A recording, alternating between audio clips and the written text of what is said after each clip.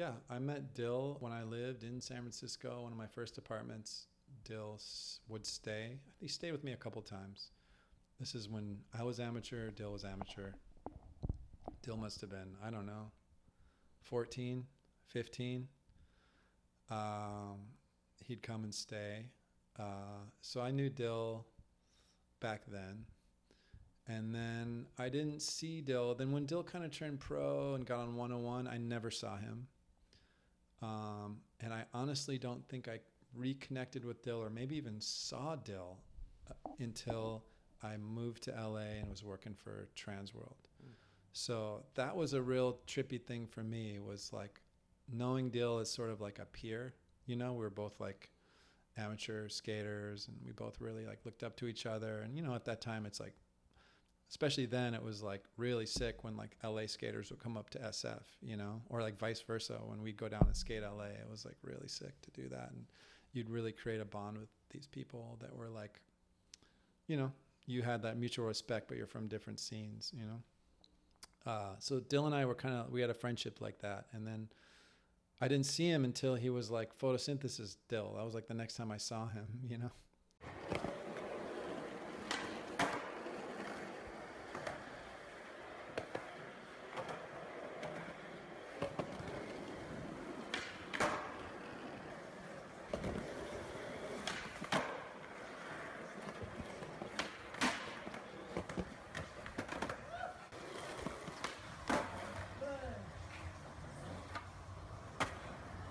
And I was a filmer, so it was like a funny thing. But yeah, so then when I moved to LA, I started just because I was with Van Engelen all the time.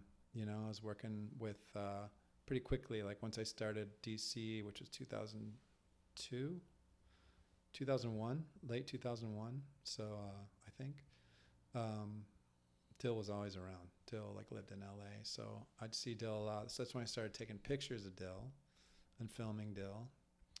And then, you know, back then it was like there was a real kind of like a lot of the DC stuff was like a lot of workshop trips and stuff like that. So I spent a lot of time with Dill. Then obviously we made Minefield, and I've seen all the sort of like from 2000 on. I've seen all the sort of like the versions of Dill. I don't mean that in a bad way, but you know he's like Dill, like very, you know, he went through some very specific periods of his life, you know, where he was doing very specific things, you know. So I was there through a lot of that. I had so many photos of Dill. I was like, let's do something with all these pictures. Maybe we can do like a magazine article or something. And he was like, why would we do a magazine article? Like, let's do something else. And I was like, then I looked back through it and I was like, damn, let's actually do a book.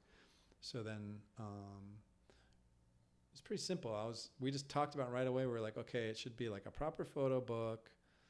You know, it should be like not something, it should be something nice that's in like Dashwood, you know, like that was sort of our reference. Like it shouldn't be a book we're going to make a million of them and ends up on Amazon. It should be like something really beautiful, and if it's gone, it's gone. So that's sort of just, and then I just kind of worked on it, and then I would periodically check in with him and make sure he was cool with what was in there. And he really only had a couple notes, a couple things he didn't like. Otherwise, he basically let me make what I wanted to make. And yeah, it was pretty fun.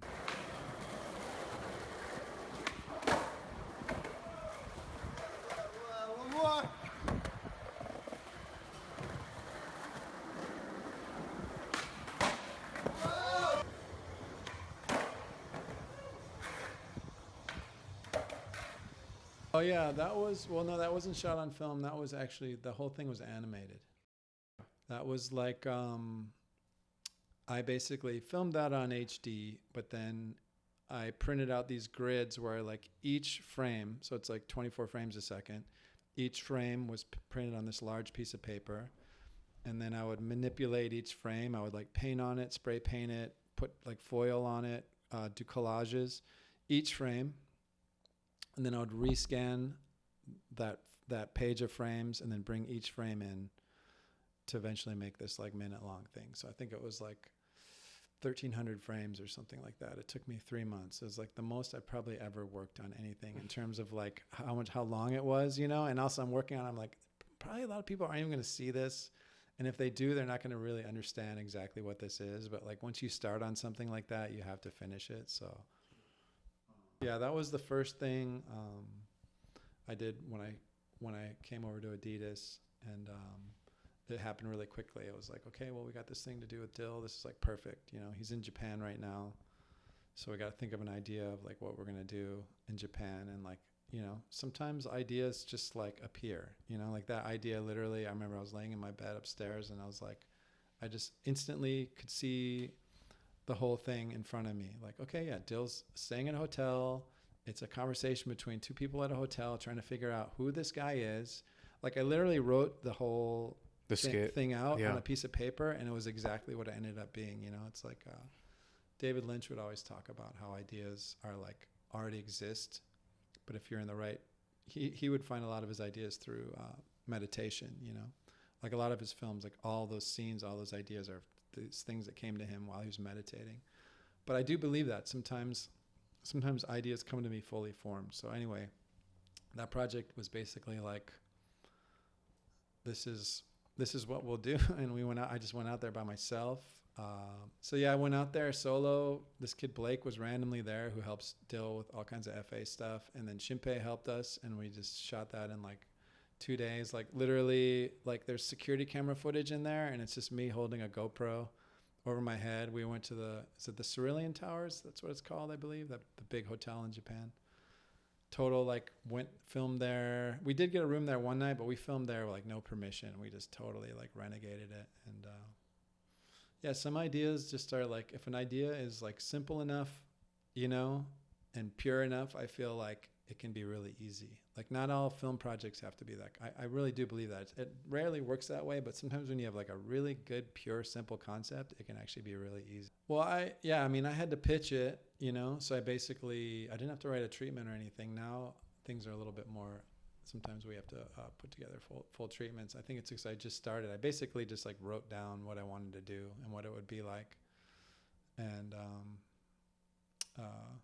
yeah, they were like, okay, go do it. So, I mean, it was just like, but I mean, in reality, it was like, Dill's got a shoe coming out. We need to do something. He's in Japan, figure out a way to do it. You know, this is how much money we have. The front door guy in that is Yasunori Hoke, who owns Super Labo, who made the book, the Dill book. And that was like, I was out there and I was like, Yasunori, do you have a suit? Do you think you could come and like act like the door guy? So that's who is in there, which is pretty awesome, because not a lot of people, but if you know Tokyo and you know Super Labo, you definitely know Yasunori. So I had a few people who would like, I would see comments on there, would be like, Yasunori, but he was like perfect for it. Yeah. No, he was. I thought he was definitely the front door dude. Yeah, I had fun with it. I can't remember if it's in there. I think it is. It's like because, you know, I know Dill so well, and it's like anyone who does just knows he's so fucking specifically eccentric in his own ways, especially in a hotel. So it's really easy to write that, you know. You know, sometimes you'll work on something and it kind of just comes together, and like I still have people that bring that little piece up to me, you know.